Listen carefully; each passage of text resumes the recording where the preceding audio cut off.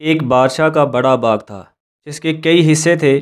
اس نے ایک آدمی کو بلایا اور اس کے ہاتھ میں ایک ٹوکری تھما دی اور کہا کہ میرے باغ میں داخل ہو جاؤ اور بہترین پھلوں سے ٹوکری کو بھر کر لاؤ، آپ کو بڑا انعام دیا جائے گا، مگر شرط یہ ہے کہ جب اندر سے گزر کر جاؤ تو تمہیں دوبارہ واپس جانے کی اجازت نہیں ہوگی۔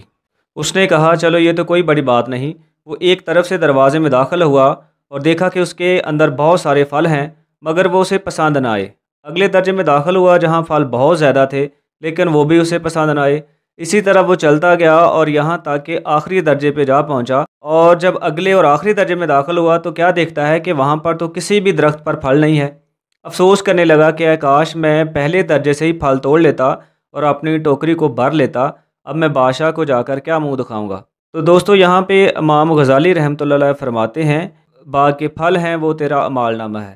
اب تجھے ہر دن میں نیکیوں کے پھل توڑنے کا حکم دیا گیا ہے، لیکن تو روز سوچ کل نیکی کا کام کروں گا، کل نیکی کا کام کروں گا، اور اسی طرح آپ کی جو زندگی کے دن ہیں وہ گزر رہے ہیں، اور آپ ہر دن یہی سوچتے ہیں کہ آگے جا کر ہم لوگ نیک کام کر لیں گے، نیک کام کر لیں گے، اور اسی آرزو میں آپ کی جو ہے وہ موت واقع ہو جائے گی، جس سے آپ کو آخرت میں نقصان ہے۔